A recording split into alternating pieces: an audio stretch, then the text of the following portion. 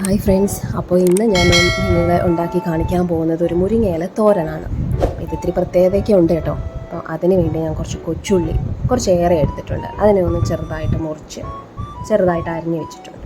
പിന്നെ നമ്മുടെ മെയിനായിട്ട് മുരിങ്ങയില, അതിനെയും ചെറുതായിട്ട് ഞാനൊന്ന് മുറിച്ചിട്ടുണ്ട്.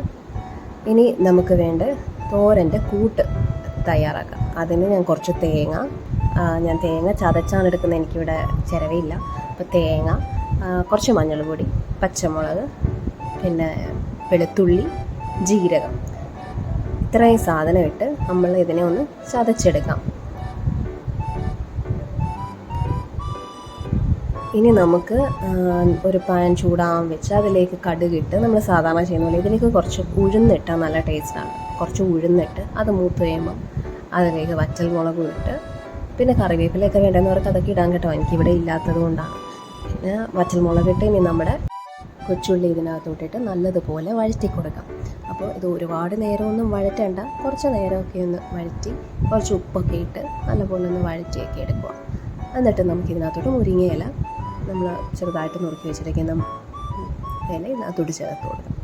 ഇനി ഇതിനെ നല്ലപോലെ വഴറ്റുക. ഇതിപ്പോൾ നമ്മൾ വഴറ്റി കഴിയുമ്പോൾ എന്താ പറ്റുന്നതെന്ന് പറഞ്ഞാൽ ഈ ഇലയൊക്കെ എന്ന് പറഞ്ഞാൽ എളുപ്പം നമുക്ക് ചെറുതായി വരും.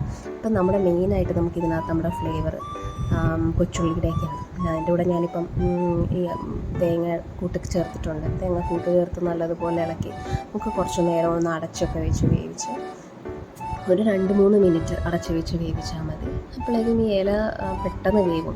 പിന്നെ കൊച്ചുള്ളി ഒത്തിരി വേവരുത്, കുറച്ച് ഒന്നിങ്ങനെ നമുക്ക് കടിക്കാൻ കിട്ടണം. അപ്പം അതാണ് അതിനകത്ത് മെയിൻ ടേസ്റ്റ്. ഇതിനകത്ത് ഇല കുറവാണ്, ഏറ്റവും കൂടുതലായിട്ട് വരുന്നത് നമ്മുടെ കൊച്ചുള്ളിയാണ്. അപ്പോൾ ഇതിൻ്റെ സ്വാദ് അടിപൊളിയാണ്. നിങ്ങളൊന്ന് ട്രൈ ചെയ്ത് നോക്കുക. എൻ്റെ ചാനൽ ഇതുവരെ കണ്ടിട്ടില്ലാത്തവർ സബ്സ്ക്രൈബ് ചെയ്യുക, ലൈക്ക് ചെയ്യുക, കമൻറ്റ് ചെയ്യുക. ഇനി പുതിയൊരു റെസിപ്പിയായിട്ട് നമുക്ക് വീണ്ടും കാണാം. അപ്പോൾ ബൈ.